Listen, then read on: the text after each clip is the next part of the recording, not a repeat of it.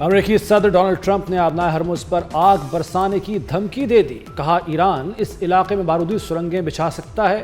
کئی ممالک آبنائے ہرمز کھولنا چاہتے ہیں۔ یہ ملک جنگی بحری جہاز بھیج رہے ہیں۔ امید ہے چین، فرانس، برطانیہ اور جاپان جہاز بھیجیں گے۔ ہم جلد ہی آبنائے ہرمز کو کھلا، محفوظ اور آزاد کروا لیں گے۔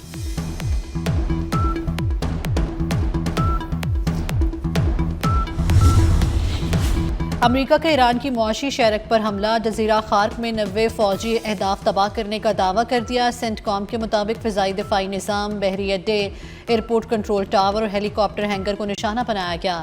ایرانی حکام کا کہنا ہے جزیرہ خارق سے ایندھن کی برآمدات بلا تعطل جاری ہیں۔ جزیرہ خارق کو ایران کی تیل کی لائف لائن سمجھا جاتا ہے۔ ایرانی خام تیل کی برآمدات کا 90% حصہ یہاں سے گزر کر جاتا ہے۔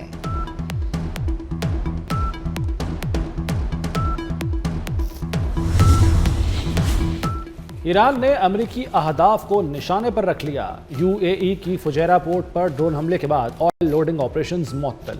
اماراتی حکام کے مطابق ڈرون انٹرسیپٹ کرنے کے دوران ملبہ گرنے سے آگ لگی، کوئی جانی نقصان نہیں ہوا۔ عراق کے دارالحکومت بغداد میں امریکی سفارت خانے پر میزائل اور ڈرون حملے، میزائل سے ہیلی پیڈ اور ڈرون سے سفارت خانے کے ایئر ڈیفنس سسٹم کو نشانہ بنایا گیا۔ عراق میں اربیل بیس پر بھی حملہ کیا گیا۔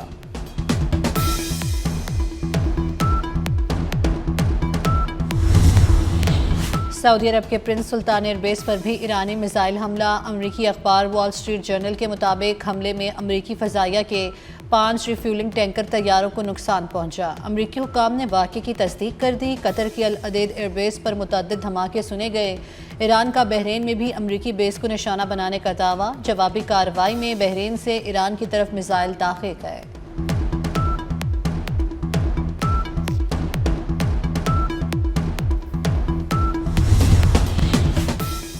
ایران پڑوسی ممالک کو نشانہ نہ بنائے، حماس کا مشورہ۔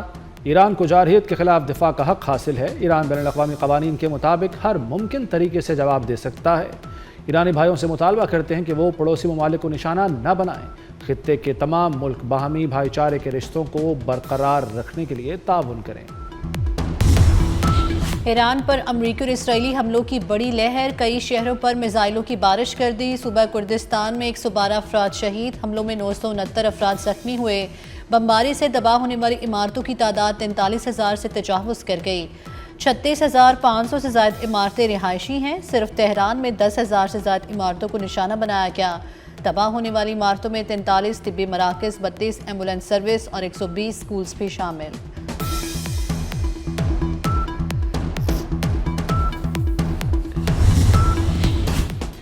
امریکہ نے B-2 بمبار طیارے ایران پر حملے کے لیے روانہ کر دیے۔ سینٹ کام کے مطابق اقدام کا مقصد ایرانی خطرے کا خاتمہ اور ایران کو دوبارہ اپنے پاؤں پر کھڑا ہونے سے روکنا ہے۔ امریکہ کی جانب سے مزید 5,000 امریکی فوجی اور جہاز مشرق وسطیٰ بھجوا دیے۔ نئی کمک کی قیادت جہاز USS ٹریپولی کرے گا۔ ایران کے اسرائیل پر تباہ کن حملے، ہر طرف آگ اور دھواں۔ تل ابیب پر بیلسٹک میزائلوں نے تباہی مچا دی۔ تقریباً 20 مقامات پر جانی اور مالی نقصان، درجنوں افراد زخمی ہو گئے۔ ایران کی امریکہ کے ساتھ تعاون کرنے والی تیل کمپنیوں کی تنصیبات پر بھی حملوں کی دھمکی۔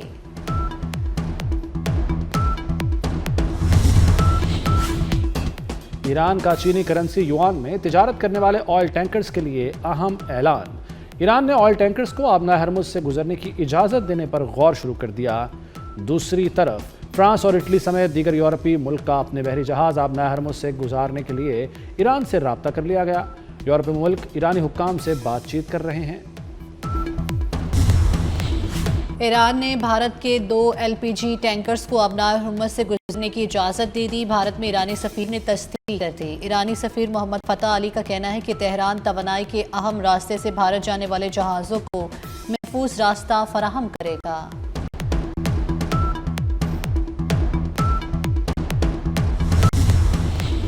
سرکاری گاڑیوں کے تیل میں 50% کٹوتی ہوگی۔ وزراء، مشیران اور معاونین کے بیرون ملک دوروں پر مکمل پابندی ہوگی۔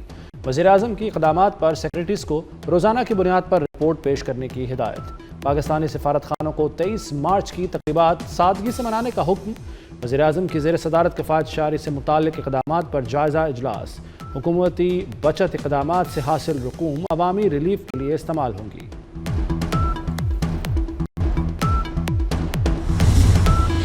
मुल्क में पेट्रोलियम मस्तूआत की सूरत हाल तसल्ली बख्श करार। वज़ीर ख़जाना की ज़ेर सदारत पेट्रोल कीमतों की मॉनिटरिंग कमेटी का इजलास। तवानाई की फराहमी यकीनी बनाने के लिए इजाफी दरामदी कार्गो का इंतज़ाम कर लिया गया। मुल्क की तलब के लिए पेट्रोलियम मस्तूआत की फराहमी मुनासिब रहेगी।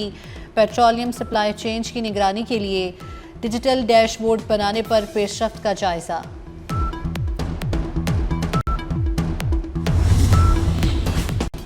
अफगान तालिबान ने पाकिस्तान पर ड्रोन हमले किए। ड्रोन्स को हदफ तक पहुंचने से पहले मार गिराया। ISPR के मुताबिक तबाह ड्रोन के मलबे से कोयटा में 2 बच्चे जख्मी हुए। कोहाट और रावलपिंडी में एक शख्स जख्मी हुआ। हमले अवाम में खौफ फैलाने की नापाक कोशिश है। सदर आसिफ जरदारी की पाकिस्तानी शहरी इलाकों को ड्रोन से निशाना बनाने की मजम्मत। कहा, अफगानिस्तान ने शहरियों को निशाना बनाने की कोशिश करके सुर्ख लकीर अबूर कर ली।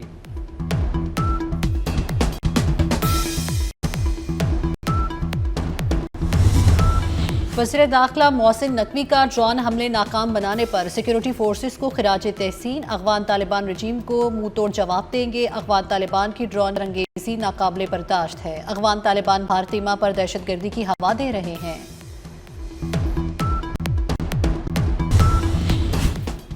पाकिस्तान ने अफगान वजारत दिफा के झूठे दावे मुस्तरद कर दिए। वजारत इत्तलात के मुताबिक पाकिस्तानी चौकी पर कब्जे का दावा मनगढ़ंत है। अफगान तालिबान के दावे अफगान अवाम को गुमराह करने की कोशिश हैं। ऑपरेशन ग़ज़ब-ए-इल्हक़ कामयाबी से जारी। कंधार एयरफील्ड की ऑयल डंप साइट्स पर हमलों की वीडियो जारी कर दी गई। अफगानिस्तान में कामयाब कार्रवाइयों में अब तक 663 ख़वारिज हलाक, 887 ज़ख्मी हो चुके। दहशतगर्दों की 239 पोस्टें तबाह, 44 पोस्टों पर कब्जा कर लिया गया। वज़ारत इत्तलात के मुताबिक 70 मकामात पर कार्रवाई के दौरान 224 टैंक, बख्तरबंद गाड़ियाँ और तोपें भी तबाह की गईं। ताज़ा कार्रवाई में काबुल, बख्तियार, कंधार में दहशतगर्दों के कैंप, लॉजिस्टिक बेसेस और दीगर तनसीबात को निशाना बनाया गया।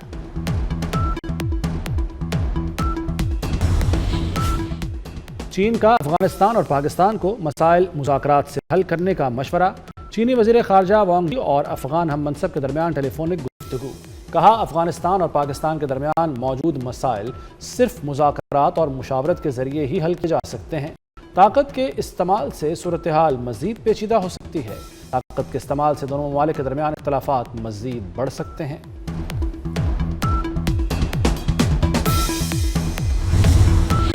CTT बनू का लकी मरवत में फितनल ख्वारिज के खिलाफ कामयाब ऑपरेशन। फायरिंग के तबादले में 6 ख्वारिज मारे गए। CTT के मुताबिक जवाबी कार्रवाई 40 मिनट तक जारी रही। वज़ीर दाखिला मोहसिन नकवी की CTT को शाबाश, पेशा वराना सलाहियतों और जुर्रत को सराहा। कहा, CTT ने दहशतगर्दों के मज़मूम अज़ाइम नाकाम बनाए।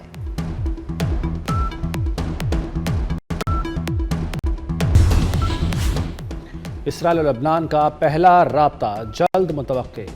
जल्द बराह रास्त मुज़ाकरात के आगाज़ का इम्कान। गैर मुल्की मीडिया के मुताबिक मुज़ाकरात पेरिस या कब्रस में होंगे। ईरान का अफज़ूदा यूरेनियम रूस मुंतकिल करने की प्यूटन की पेशकश अमरीका ने मुस्तरद कर दी। अमरीकी मीडिया के मुताबिक प्यूटन ने पेशकश रवां हफ्ते ट्रंप के साथ फ़ोन कॉल में दी थी, जिसे कबूल नहीं किया गया।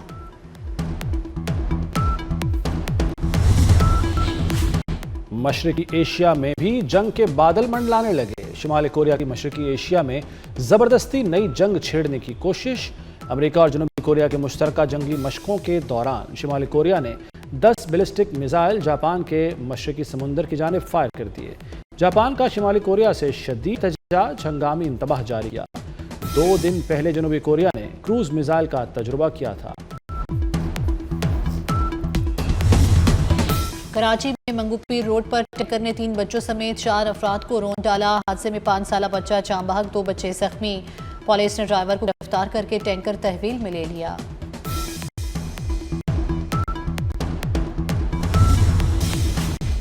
पंजाब में चलने वाली मेट्रो बसों के किरायों में 33% इजाफा। बस का रावलपिंडी, लाहौर और मुल्तान में किराया 40 रुपये मुकर्रर। पंजाब मैस ट्रांसिट अथॉरिटी के मुताबिक किरायों में इजाफे का इत्तलाक 26 मार्च 2026 से होगा।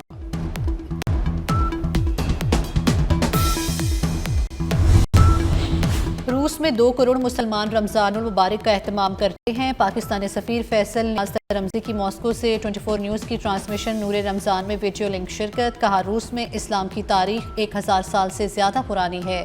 روس کی مساجد عبادات اور سماجی سرگرمیوں کا مرکز بن جاتی ہیں۔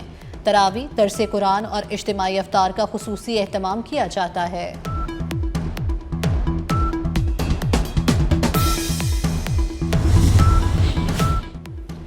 کسی کی تنقید برائے تنقید کی پرواہ نہ کریں، میری پوری سپورٹ آپ کے ساتھ ہے۔ Chairman P C B Mohsin Naqvi نے سلیکشن کمیٹی کو فری ہینڈ دے دیا۔ سلیکشن کمیٹی کے ممبران مصباح الحق، سرفراز احمد، اسد شفیق اور عاقب جاوید نے اعتماد کے اظہار پر چیئرمین پی سی بی کا شکریہ ادا کیا۔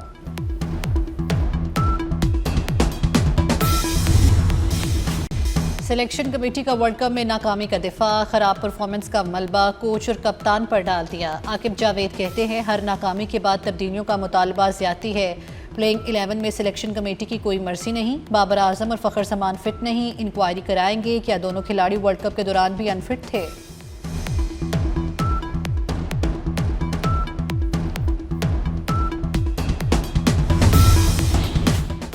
سلمان آغا آئی سی سی کوڈ آف کنڈکٹ کے لیول 1 کے تحت قصوروار قرار۔ ضابطہ اخلاق کی خلاف ورزی پر آئی سی سی کی سلمان آغا کو تنبیہ۔ لیول 1 کی خلاف ورزی پر ایک ڈی میرٹ پوائنٹ دیا گیا۔ سلمان آغا نے رن آؤٹ ہونے پر غصے سے ہیلمٹ اور گلوز زمین پر پھینکے تھے۔ سلمان آغا نے غلطی تسلیم کرتے ہوئے سزا قبول کر لی۔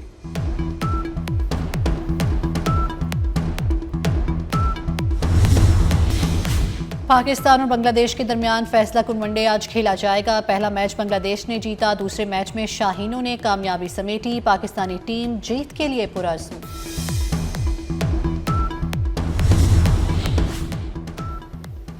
اور چھوٹی عید کی بڑی خوشیاں، عید کی خریداری کے لیے مارکیٹوں میں رش بڑھ گیا۔ کسی کو اپنی پسند کے جوتوں تو کسی کو کپڑوں کی تلاش۔